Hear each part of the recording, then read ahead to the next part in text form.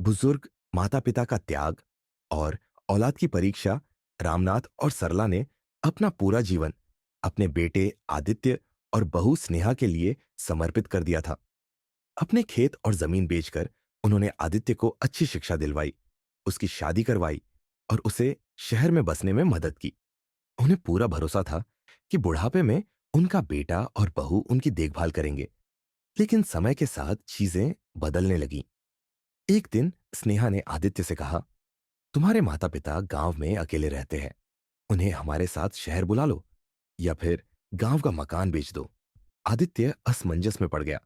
उसे समझ नहीं आ रहा था कि माता पिता को अपने साथ शहर बुलाए या उनकी संपत्ति बेचकर अपनी जिंदगी आसान बनाए। आखिरकार आदित्य अपने माता पिता को शहर ले आया, लेकिन वहां उनकी स्थिति नौकरों से भी बदतर हो गई। स्नेहा को घर में उनकी उपस्थिति खलने लगी। मम्मी पापा हर चीज में हाथ डालते हैं, इन्हें गांव में ही ठीक था, उसने एक दिन झुंझलाकर आदित्य से कहा। समय के साथ सरला और रामनाथ ने भी महसूस किया कि वे यहां अवांछित है।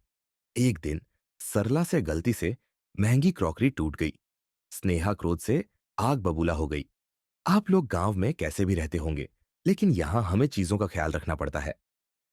उसकी ये बात रामनाथ और सरला के दिल में तीर की तरह चुभ गई। रामनाथ ने आदित्य को बुलाया और शांत स्वर में कहा, बेटा, हम वापस गांव जा रहे हैं।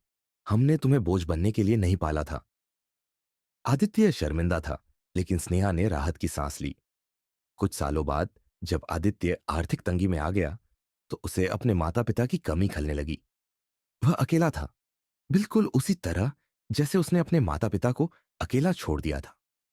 उसे एहसास हुआ कि जिसने उसकी दुनिया बनाई, उसने ही उन्हीं को छोड़ दिया। सीख, माता पिता का सम्मान और सेवा करना ही सच्ची दौलत है। लालच और स्वार्थ से रिश्तों में दूरियां आ जाती है। जब तक माता पिता है, उनकी कद्र करे, वरना बाद में पछताने के सिवा कुछ नहीं बचेगा। यदि आप माता पिता का सम्मान करते हैं, तो जय श्री राम लिखकर अपना समर्थन व्यक्त करें।